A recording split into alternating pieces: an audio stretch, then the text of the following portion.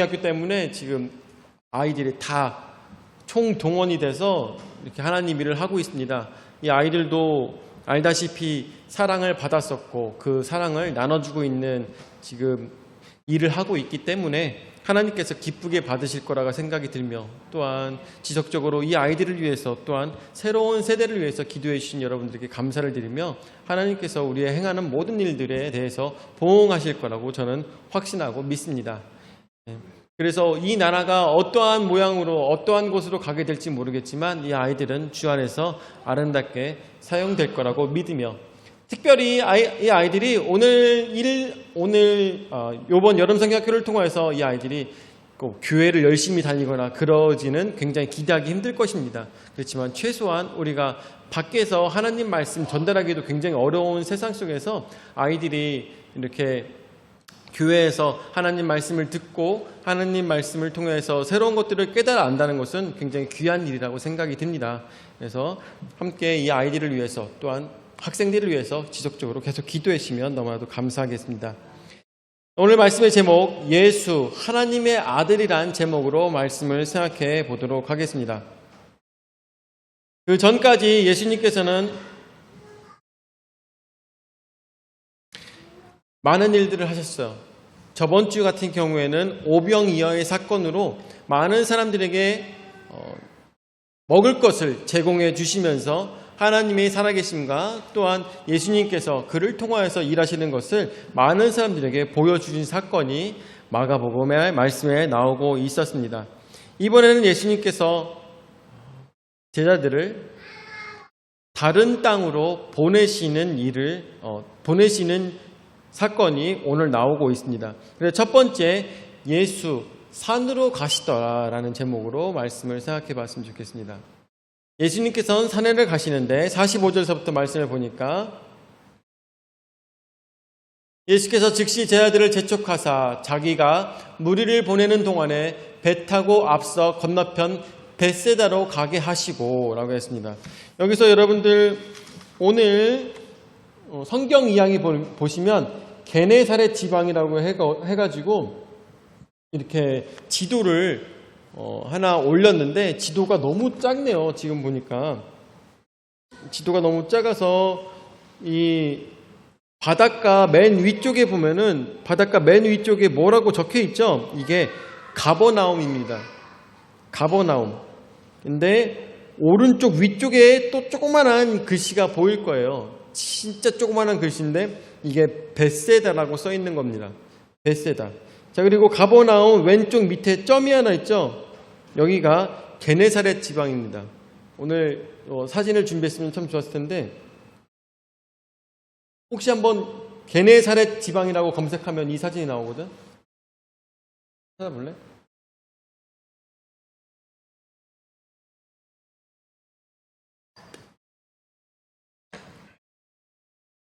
게네사렛 지방, 이쪽 예수님께서 지금 활동하고 계시는 부분이 바로 이 지도 가장 위쪽 부분이라고 생각하시면 도움이 되실 거라고 생각이 듭니다. 그래서 성경 말씀에 보니까 이번에는 제자들에게 배를 타고 벳세다로 가게 하셨습니다. 벳세다. 그 벳세다는 이 지도에서 가장 오른쪽에 있는 지역이다라고 기억하시면 굉장히 도움이 될 것 같아요. 하니? 그렇지. 쫙 당겨봐. 한참 더 당겨봐. 안 돼?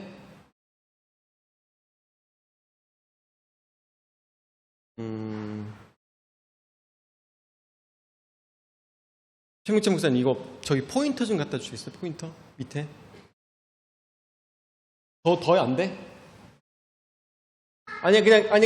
그냥 하죠 뭐. 이것 때문에 시간을 잡아먹을 필요 없을 것 같아. 자, 오른쪽 위쪽에 보면은 저게 벳세다라고 써 있고, 그 다음에 바로 밑에 가버나움 써 있고, 그 다음에 하브가 긴네렛이라고 써 있는데, 저 긴네렛, 저 부분 긴네렛이 오늘 말씀이 나오고 있는 게네사렛 지방이고, 그리고 여기서 벳세다 방향으로 오른쪽 위쪽으로 배를 태워서 보내고 있는 상황이 바로 오늘 말씀의 내용입니다.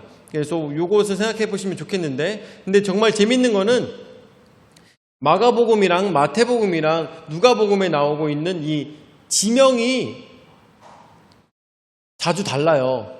그래서 오늘 이 성경 말씀이 나오고 있는 이 지방에 대한 여기가 게네사렛 지방입니다. 게네사렛. 그럼 벳세다도 찍어줘야죠. 벳세다.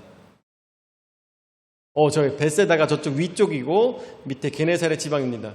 이 지명에 대해서 확실하게 나오고 있지 않습니다. 왜 그럴까요? 왜? 이 부분도 사실 굉장히 중요한 거거든요. 왜 성경 말씀 보다 보면은 마태복음이랑 마가복음이랑 누가복음이랑 요한복음이랑 내용이 서로 다를 때가 있어요. 왜 그럴까요? 왜 그런지 아십니까? 왜 그러냐면은 이들이 이 글을 썼을 때의 시기가 달랐고 뿐만 아니라 있었던 사건에 대해서 기억을 더듬어서 썼기 때문인 것입니다. 여기선 반증으로 우리가 생각해야 될 것은 이들이 예수님의 제자들이 모여가지고 야 우리가 이거에 대해서 기록을 남기자 하면서 자기네들이 작당 모임을 해서 이 글을 쓴 것이 아니라 작당 모임을 해서 글을 쓴 것이 아니라 각각 은혜 받은 대로 이 글들을 썼다는 것을 반증하고 있는 것이 바로 이 내용인 것입니다. 만약에 이 사람들이 거짓말을 하기 위해서 말을 만들어냈다면 이들은 모여서 야, 이 부분에 대해서 정확하게 써야지 하면서 정확하게들 썼을 것입니다. 그렇지만 이 부분에 대해서 그렇게 쓰지 않은 것은 바로 성경이 은혜 받은 대로 기억나는 대로 썼다라는 것을 반증하고 있는 내용이 이런 지방에 대한 이야기도 마찬가지일 것입니다. 자, 그래서 오늘 말씀 중에서 산으로 가시더라. 45절 말씀 다시 보죠. 예수께서 즉시 제자들을 재촉하사 자기가 무리를 보내는 동안에 배 타고 앞서 건너편 벳사다로 가게 하시고 그 다음에 무리를 작별하신 후에 기도하러 산으로 가시니라 라고 했습니다. 자, 45절 말씀에 나오는 것처럼 예수님께서 제자들을 재촉해서 무리를 배를 타고 건너편 벳세다로 보내신 것입니다. 여기서 생각해야 될 것은 예수님께서 재촉을 해서 보내셨어요. 야, 니네들 나를 두고 먼저 가 있어라. 나를 두고 먼저 가 있어라. 라고 하신 것입니다. 한번 이 부분을 한번 여러분들이 상상해 보시면 너무 좋을 것 같아요. 상상해 보세요. 왜 예수님께서 이 사람들을 먼저 보내셨을까? 왜 먼저 보내셨을까? 이것을 상상해 본다면 왜가 바로 46절 말씀에 나오고 있습니다. 왜 예수님께서는 산에 올라 기도하러 가시기 위해서 무리들을 먼저 보내신 것입니다. 여러분들, 산에 올라가서 예수님께서 기도하시는 이유는 무엇일까요? 그것은 바로 가장 간단하게 하나님을 만나기 위한 것이고 하나님의 말씀을 듣기 위한 것이고 지금 이렇게 하는 것이 얼만큼 일이 되고 있는가에 대해서 하나님께 계속 함께 대화를 하시기 위한 그런 영적인 교감의 시간이 되는 것이 바로 예수님이 산에 올라가셔서 기도하시는 순간인 것입니다. 이때에는 제자들도 필요가 없었습니다. 제자들은 하나님 말씀을 배우기 위해서 제자들을 보내셨던 것입니다. 뿐만 아니라 여기에 대해서 또 주석에서 뭐라고 얘기하고 있냐면 사람들이 예수님을 통하여서 자신들이 어떻게 됐어요? 오병이어의 사건을 통해서 자신들의 배고픔이 다 해결이 되었습니다. 다 해결이 되었을 때 예수님의 인기가 어느 정도까지 치솟았을까요? 엄청나게 치솟으면서 헤롯보다 가이사랴보다 더 대단한 사람으로 예수님을 높이 칭송하기 시작하였던 것입니다. 그러면서 예수님의 제자라고 속히 얘기하는 여기는 얘기하는 12명의 제자들을 얘기하는 것이 아니라 12명을 얘기하는 것이 아니라 예수님의 그래서 식사를 제공하셨던 5,000명의 사람들, 이 모든 사람들이 예수님을 쫓아왔던 이 모든 사람들에 대해서 얘기하고 있는 것이죠.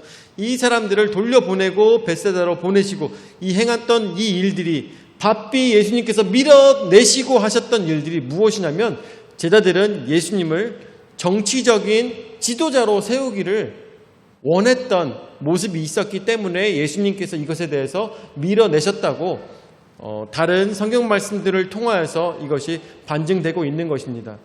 그래서 예수님께서는 우리가 생각해야 될 것이 예수님께서 진짜 이 세상에서 하시고자 하는 일은 영혼 구원이었던 것입니다. 영혼 구원. 우리로 하여금 여러분들 아시다시피 이 이스라엘은 지금 어떤 상황입니까? 로마의 압제에 빠져 있는 상황입니다. 유대인들을 위해서 오신 예수님이라면, 또한 구속받는 백성들을 위해서 오신 예수님이라면 어떻게 해요? 로마를 물리치셨어야죠. 로마를 물리치셨어야 됐어요. 그리고 정치적인 우두머리가 되셔서 많은 사람들을 이끌고 세상을 그야말로 로마의 압제를 뒤엎어서 유대를 구원시키셨어야 될 것입니다. 그런데 예수님은 어떻게 하셨어요? 전혀 그렇게 하지 않으셨어요. 전혀 그렇게 하지 아니하셨습니다. 지금도 대한민국에는 이 정치적인 문제를 가지고 우리가 나서서 이 대한민국을 변화시켜야 된다고 하는 사람들이 많이 있습니다. 근데 그것도 틀린 말은 아니에요. 그렇지만 예수님께서 우리에게 진짜 원하셨다는 것은 나라를 살리는 것이 아니라 영혼들을 살리는 것에 더 관심이 있으시고 그것이 더 올바른 일로 여기셨다는 것을 우리는 꼭 기억해야 되는 것입니다. 우리의 신앙생활 속에서 예수님을 우리 집의 구원자, 아니면 우리나라의 구원자, 아니면 복 주시는 분, 아니면 내 고민을 해결해 주시는 분, 이 정도로만 국한시켜서는 안 될 것입니다.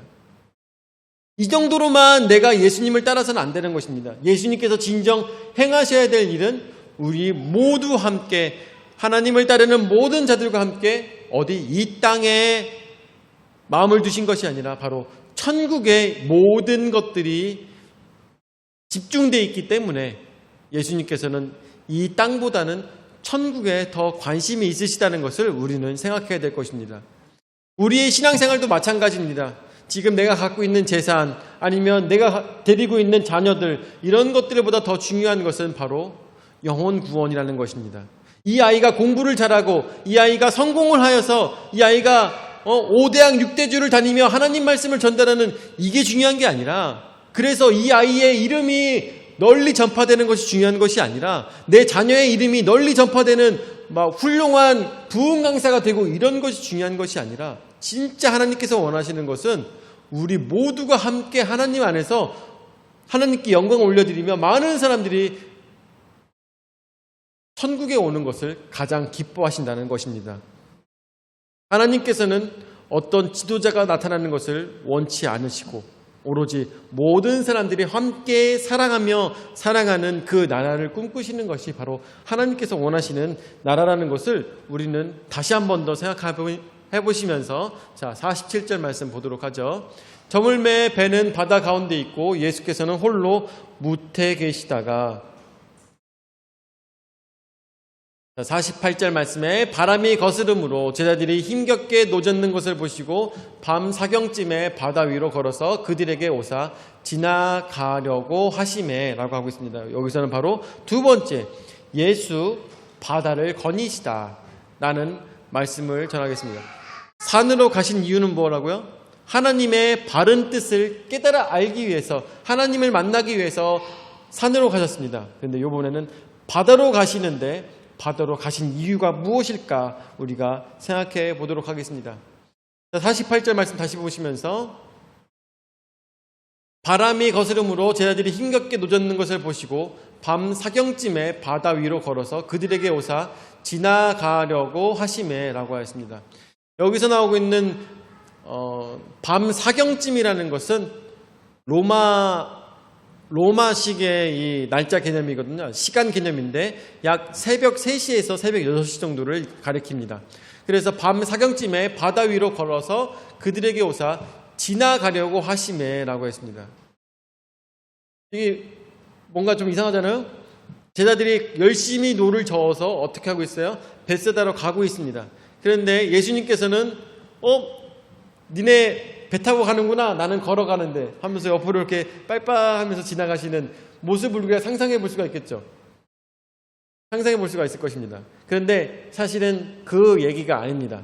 예수님께서 사경쯤에 바다 위로 제자들이 걸어서 제자들이 노를 져서 가고 있을 때 그때 풍랑이 입니다. 여러분들 아시다시피 마태복음 말씀에 나오는 것처럼 풍랑이 있는데 풍랑이 일 수밖에 없는 이유는 그곳이 지금 갈릴리 바다가 해수면보다 약 200m 정도 더 밑에 있어요. 그러다 보니까 산에서 부는 바람이 굉장히 세서 이 밤 사경쯤에는 이 바람으로 인하여서 소용돌이가 이게 생기고 뭐 이런다고 하더라고요. 그래서 예수님께서 그들을 뒤에서 아마 제 생각인데 뒤에서 보시면서 예수님께서 가까이 지나가시고 계셨던 것입니다. 49절에 제자들이 그가 바다 위로 걸어오심을 보고 유령인가 하여 소리 지르니 50절에 그들이 다 예수를 보고 놀람이라. 이에 예수께서 곧 그들에게 말씀하여 이르시되 안심하라 내인이 두려워하지 말라 하시고 라고 얘기하고 있습니다. 여러분들 여기 있는 사람들이 벳사람도 굉장히 많습니다. 그런데 이 사람들은 배를 타고 가면서 유령을 본 적이 있었을까요? 없었을까요? 없었을 것입니다. 막 흐릿하게 본 적은 있을 수 있겠지만 유령이라고 본 적은 없을 것입니다. 그야말로 물 위에 뭔가 떠 있는 것을 본 적이 없었을 것입니다. 그런데 너무나도 깜짝 놀랐어요.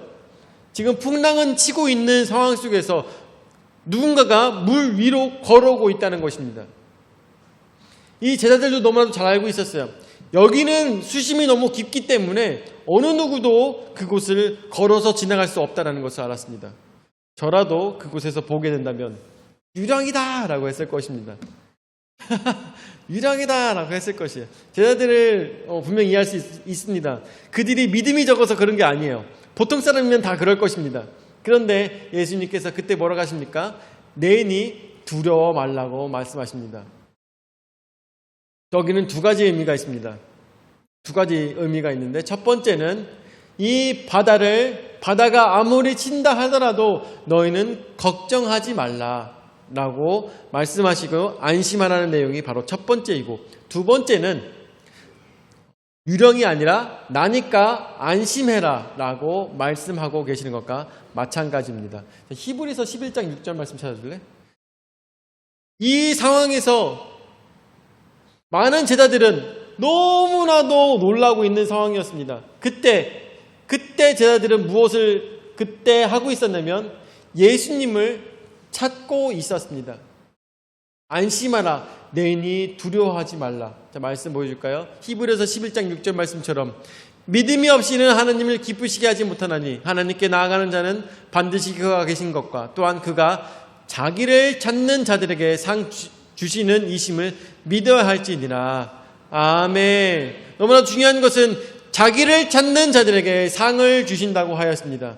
제자들은 배를 타고 예수님 말씀에 순종하여서 배를 끌고 먼 길을 벳세다로 향하여서 가고 있었습니다. 예전에 우리 최명찬 목사님과 조경태 집사님과 셋이서 그리고 뿐만 아니라 많은 같이 사람들과 이스라엘에 가가지고 이 배를 탔어요. 갈릴리 바다를 통하는 그 배를 탔습니다. 정말 색다른 경험이었고 대단한 경험이었고 정말 잊을 수가 없는 경험이었어요. 그렇게 가고 있는 동안에 정말 재밌는 게 이스라엘이잖아요. 이스라엘인데 한국어 찬양을 틀어주더라고요. 한국어 찬양을 들으면서 찬양을 들으면서 계속 가다가 선장이 나와가지고 뭐라고 한 다음에 애국가를 또 틀어줘요. 정말 재밌는 경험이었어요. 애국가를 틀어주고 왜 이렇게 한국인 컨텐츠가 많은지 배에 하여튼 그렇게 준비를 다 해가지고 그렇게 막 틀어주고 했습니다. 그런데 정말로 거짓말 않고 진짜 오랜 시간을 배를 탔는데도 불구하고 정말 망망한 바다처럼 아무것도 보이지 않았어요. 섬이 보이지 않고 어떤 묻이 보이지 않는 그 망망한 바다를 그 모터를 단 그 배가 한 40분을 갔는데도 아무것도 보이지 않았습니다. 그만큼 굉장히 큰 갈릴리 호수였습니다. 사실은 호수죠. 이 사람들은 아무리 바다라고 우긴다 하더라도 우리는 봐서는 호수입니다. 그곳을 아무리 갈지라도 볼 수가 없을 만큼 굉장히 넓은 곳이었어요. 이 제자들은 어떻게 했습니까? 배를 저어서 배를 접고 저어서 가로질러 가고 있었습니다. 얼마나 힘이 들었을까요? 뿐만 아니라 이 힘들게 가는 와중에 이 사람들은 아마 말렸을 것입니다. 아니, 여기 이 갈릴리 호수는 이 시간이 되면은 물살이 굉장히 심해지기 때문에 위험합니다 하면서 뱃사람들이 얘기했을 것입니다. 그럼에도 불구하고 이 제자들은 예수님 말씀에 순종하면서 이 배를 계속 저어갔던 것이죠. 근데 아니나 다를까 배는 휘청이기 시작하고 어렵고 힘들어지고 있는 상황에 이 제자들은 너무나도 마음이 힘들었을 것입니다. 예수님 말씀에 순종하면서 가는데도 불구하고 예수님 말씀에 순종하면서 가는데도 불구하고 어려움이 닥치는 이 순간이 제자들에게는 너무나도 힘든 순간이었을 것이라는 것입니다. 지금 우리가 가는 길이 맞나? 우리가 지금 행하고 있는 일이 맞나? 이런 생각까지 했을 것입니다. 그러는 와중에 정말 목숨이 위태롭고 어려운 그 와중에 누구를? 예수님을 만나게 된 것이고 또한 예수님을 만나게 됐을 때 그들은 놀라 자빠질 것 같은 그 순간에 예수님께서 말씀하시는 것입니다. 안심하라, 내니 두려워 말라고 말씀하시는 것입니다. 우리의 인생 속에서 이런 것들을 한번 생각해 봤으면 좋겠습니다. 우리 지금 여름성경학교 하고 있는 이 아이들에게도 똑같은 의문이 있고 어려움이 있습니다. 지금 내가 행하는 것이 맞나? 내가 하고 있는 것이 올바른 일인가? 내가 잘하고 있는 것일까? 이거에 대한 의문이 있어요. 왜 그렇습니까? 같은 마음인 거죠. 얘네들이 지금 이 배우고 있는 이 꼬마들이 내가 이렇게 열심히 한다고 해서 얘네들이 예수님을 알까? 얘네들이 예수님을 얼만큼 알게 될까? 그리고 얘네들이 이것을 나중에 커서 기억을 할까? 사실은 이거 행하는 모든 일들이 다 의미가 없는 일은 아닐까? 마치 제자들과 똑같은 고민을 이 아이들도 학생들도 하고 있을 것입니다. 저는 그렇게 생각이 들어요. 똑같은 고민을 하고 있을 것입니다. 뿐만 아니라 저도 얘기를 듣다 보니까 성도님들 중에서도 그런 생각을 하시는 분들이 있으시더라고요. 지금 이렇게 하고 있는 게 우리 교회가 어려운 상황인데도 여름성경학교를 꼭 해야 되겠습니까? 라고까지 얘기를 들었어요. 정말 어려운 결정인 거죠. 얼마나 힘든 상황인지 모두가 다 알고 있기 때문에 같은 생각을 하고 있습니다. 그렇지만 이 속에서 어떻게 예수님께서는 우리에게 말씀하실 것입니다. 안심하라, 내니 두려워하지 말라고 말씀하실 것입니다. 우리가 힘들고 어렵고 정말 내가 가는 길이 사역의 길임에도 불구하고 하나님의 일인데도 불구하고 가고 있는 그 순종의 길이 올바른 길인가라고 고민하고 있을 때 어떻게 찾는 자들에게 상 주시는 하나님께서 예수 그리스도를 통하여서 우리에게 응답하여 주신다는 것입니다. 뭐라고? 안심하라. 내가 너와 함께 하고 있다라고 말씀하고 계신다는 것입니다. 오늘 우리는 모든 어려운 상황 속에서 내 어려운 이 상황 속에서 예수님께서 말씀하십니다. 나는 너와 함께 하고 있다. 안심하라고 말씀하고 계시는 것입니다. 그렇기 때문에 제자들을 찾으시고 제자들에게 안심시켜주기 위해서 제자들을 찾기 위해서 저들의 마음을 진정시키기 위해서 예수님께서는 바다로 찾아오셨던 것입니다. 자, 그래서 말씀을 51절 말씀 보도록 하죠. 배에 올라 그들에게 가시니 바람이 그치는지라 제자들이 마음에 심히 놀라니 라고 했습니다. 무엇 때문에 놀랐을까요? 예수님께서 배에 오르신 것 때문에 놀랐을까요? 뿐만 아니라 예수님께서 걸어서 배에 오르신 것뿐만 아니라 예수님께서 배에 오르시자마자 바람이 멈춘 것에 대해서도 제자들은 놀랐다는 것입니다. 왜 놀랐을까요? 이 제자들은 어떤 사람들이에요? 뱃사람들입니다. 뱃사람들이에요. 그러면은 바람이 어떤 식으로 부는지 이 제자들은 너무나도 잘 알고 있습니다. 그런데 예수님께서 타시자마자 이 바다가 잔잔해진 것이 그들에게는 커다란 충격이었다는 것입니다. 여기서 보면은 왜 베드로가 물에 들어간 사건이 나오지 않을까요? 다른 사건일까요? 이 사건과 그 사건이? 아닙니다. 같은 사건인데 이것에 대해서 증언하고 있는 사람이 다른 사람이기 때문인 것이에요. 이제 마태복음에서는 이 사건에 대해서 베드로의 관점을 뒀는데 아마 마가는 그 베드로에게 이 사건을 듣고 있었을 때 베드로가 이 사건은 빼고 얘기했던 것 같아요. 좀 창피해서 자기가 물속에 빠졌던 것에 대해서 창피해서 마가한테 얘기를 잘 하지 않았던 것 같은 그런 주석에서 그런 식으로 얘기를 하더라고요. 그렇기 때문에 빠진 것 같다라는 식으로. 그래서 이제 제자들에게 어려운 마음으로 또한 힘든 상황에서 예수님 말씀에 순종하면서 나아갔던 그 제자들을 통하여서 예수님께서는 제자들의 마음을 안심시키시고 그리고 바람의 멈춤으로 인하여서 제자들이 놀랬던 이 사건이 51절의 말씀에 나오고 있습니다. 자, 그리고 52절까지 말씀 보도록 하죠. 이는 그들이 그 떡 떼시던 일을 깨닫지 못하고 도리어 그 마음이 둔하여졌음이로라 라고 했습니다. 여러분들, 그 전에 무슨 일이 있었습니까? 떡을 뗐던 사건은 그들에게 있어서 어떠한 사건이었을까요?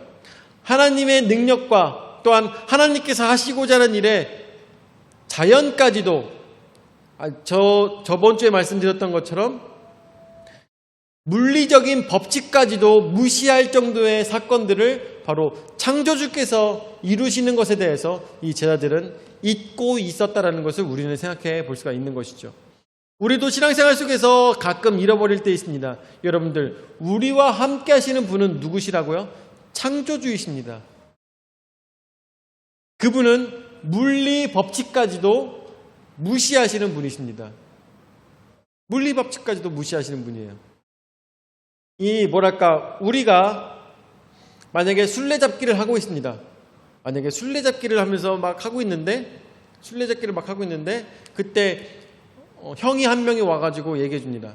자, 술래잡기 하지 말고 이제부터 숨바꼭질 하자라고 하는 거예요. 자, 술래잡기 하고 있던 아이들을 불러다가 어떤 형이 와가지고 술래잡기 하자라고 얘기하고 있어요. 숨바꼭질 하자라고 했어요. 근데 문제는 뭐냐면은 이 아이들은 숨바꼭질을 할 줄 모르는 거예요. 숨바꼭질을 할 줄 몰라. 그럼 형, 숨바꼭질은 어떻게 하는 거야? 숨바꼭질은 어떻게 하는 거야? 한 명이 이 기둥이나 아니면 벽에다가 눈을 대고선 열을 세. 그러면 열 세는 동안에 다른 사람들은 다 숨는 거야. 다 그러면 숨어. 그 다음에 나중에 열 다 세고 나면은 술래가 찾으러 다니는 거야. 그 다음에 너희들은 숨어 있다가 나와가지고 술래가 있던 장소에 가서 딱 찍으면 되는 거야. 라고 얘기했어요. 그래갖고 아이들이 알았어, 우리 그렇게 한번 놀아보자. 라고 했습니다. 그 다음에 그 형이 술래가 됐어요. 술래가 돼서 술래가 하고 있는 동안에 이제 아이들은 다 숨었습니다. 다 숨었어요.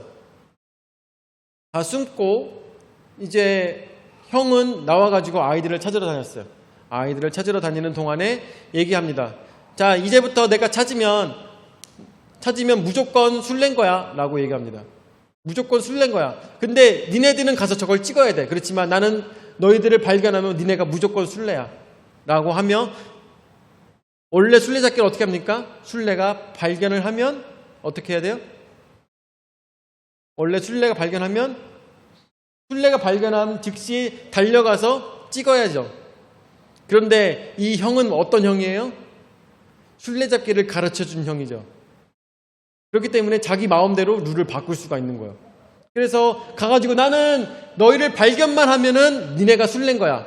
근데 니네는 그렇게 나한테 할 수 없어. 왜냐하면 나는 가장 연장자이기 때문에. 숨바꼭질은 원래 그렇게 하는 거야. 라고 거짓말을 해도 여러분들 어때요? 아이들은 어쩔 수가 없이 따를 수밖에 없습니다. 이 형이 그렇게 거짓말을 칠 수 있었던 이유는 그 술래잡기를 가르쳐 준 사람이기 때문인 거예요. 여러분들 이거는 조금 예가 좀 이상하긴 한데 하나님께서 이 세상을 창조하셨기 때문에 하나님께서 이 법칙은 누가 만들었을까요? 하나님께서 법칙을 만드신 것입니다. 이 세상에 존재하는 모든 물리 법칙은 하나님께서 만드신 것이에요. 요번에 대단한 이슈가 지금 과학에 떠돌고 있는데 여러분도 아시나요? 지금 난리가 났는데 초전도체라고 대한민국에서 이걸 발견하는 바람에 알고 계신가요? 모르시나요? 이제 조금 있으면 난리가 날 거예요. 이 사람이 황우석 박사가 될지 아니면 노벨 물리학상을 받게 될지 알 수가 없는 건데 그 전까지는 초전도체를 만들기 위해서 극영하까지 온도를 내려야지만 초전도체를 만들 수가 있었습니다. 근데 이제는 대한민국에서 만들어낸 거는 상온에서도 초전도체를 만들 수 있는 기술이 나온 거예요. 이게 무슨 의미인지 알겠니? 이게 무슨 의미인지 아시겠습니까? 앞으로 CPU나 아니면 반도체에 쿨러를 달 필요가 없을 정도로 그리고 엄청나게 빠른 속도로 발전할 수 있는 세상이 열리게 된다는 것입니다. 진짜 만약에 이게 된다면 이게 진짜 된다면 정말 대단한 일이 대한민국에서 이뤄질 수도 있는데 거짓말만 아니라면 하여튼 간에 지금 이 세상의 물리법칙을 새로운 물리법칙을 어떻게 한 거예요? 발명해낸 거예요? 아니면 발견해낸 거예요? 발명이에요? 발견이에요? 새로운 물리법칙을 사람이 만들어낸 거예요? 아니죠. 하나님께서 만들어 놓으신 물리법칙을 사람이 발견한 것입니다. 물리학자들도 마찬가지입니다. 물리학자도 이 사람들이 아무리 똑똑해도 새로운 물리법칙을 만들 수는 없습니다. 새로운 물리법칙을 발견하는 거죠. 하나님께서는 하실 수 있다라는 것입니다. 세 번째로 예수님께서 이제 사람들에게 나아가십니다. 그래서 53절에서부터 말씀 보니까 53절에 건너가 게네사렛 땅에 이르러 대고 배에서 내리니 사람들이 곧 예수인 줄 알고 그 온 지방으로 달려 돌아다니며 예수께서 어디 계시다는 말을 듣는 대로 병든 자를 침상째로 메고 나오니 침상째로 메고 나왔던 사건 여러분들 아시죠? 마태복음에 50 자, 그렇게 해서 56절 말씀 아무데나 예수께서 들어가시는 지방이나 도시나 마을에서 병자를 시장에 두고 예수께 그의 옷 가라에라도 손을 대게 하시기를 간구하니 손을 대는 자는 다 성함을 얻으니라. 아멘. 그 전 사건 아마 오랜 시간 혈루병을 앓고 있었던 그 여인이 만짐으로 인하여서 병이 나았던 것에 대해서 이미 많은 사람들에게 소문이 퍼졌던 것 같아요. 그래서 어떻게든 예수님 옷가라도 만지고 싶어 하는 사람들이 굉장히 많이 생긴 것 같은데 그 예수님 옷 끝에도 아마 그 예전에 말씀드렸던 찌찌트라는 것이 달려있을 것입니다. 그래서 그거라도 만지면 내 병이 낫겠다라는 그 소문이 굉장히 많이 퍼진 것 같아요. 뿐만 아니라 예수님께서는 다니시며 안수기도를 하시고 병든 자들을 고치시는 역사를 이루셨던 것입니다. 그래서 오늘 말씀 마무리 지면서 대지를 다 보여주시죠. 예수님께서 산에 올라가신 이유 바로 하나님을 만나시기 위해서 하나님과 함께 영적인 교감을 나누시기 위해서 가셨습니다. 그리고 여러분들 두 번째로 예수님께서 바다를 가신 이유는 무엇입니까? 바다를 가신 이유는 이 제자들과 영적인 교감을 이루시기 위해서 예수님께서 바다로 가신 것입니다.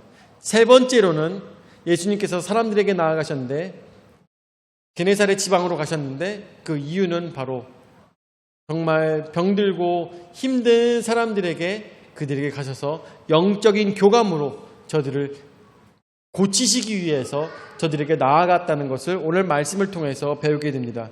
그렇습니다. 오늘 우리가 성경 말씀을 통해서 배우고 있는 이 분은 바로 하나님의 아들이십니다.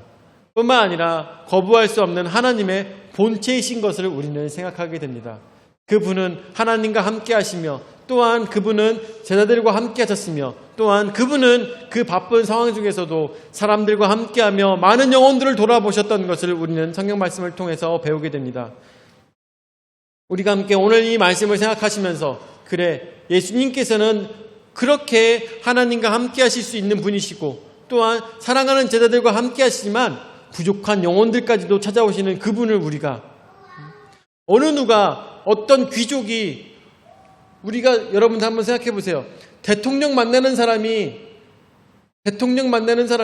밑에 와서 부족한 사람들 만나는 사람들이 누가 있습니까? 한 사람 만나면서 그들의 고충을 들어주는 사람은 아무도 없습니다.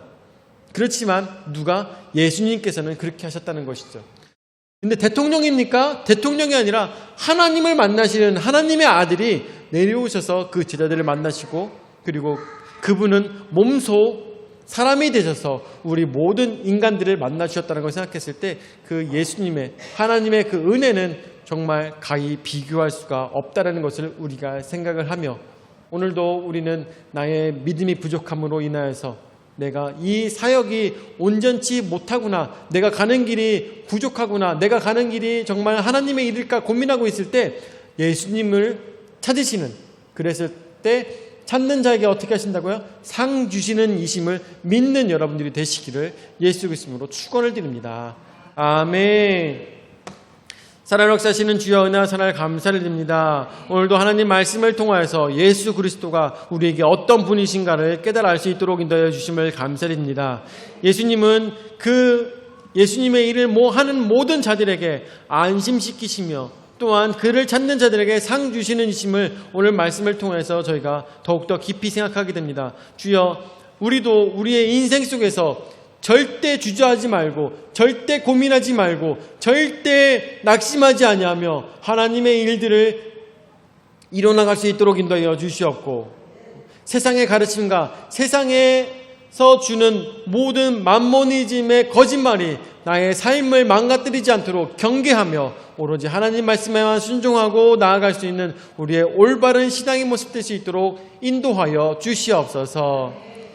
이제는 자기 몸 버려 죽기까지 우리 죄를 담당하신 구주 예수 그리스도의 은혜와 자기 외아들을 주기까지 우리를 사랑하신 아버지 하나님의 무한하신 사랑과 성령 하나님의 감화 감동 역사 교제 위로 내주하신 은혜가 하나님의 아들 예수 그리스도를 통하여서 그분이 나를 살리시며 나를 안심시키신다는 것을 오늘 말씀을 통하여서 더욱더 깊이 생각하고자 하는 모든 성도들 머리 위에 영원히 함께 하실지어다.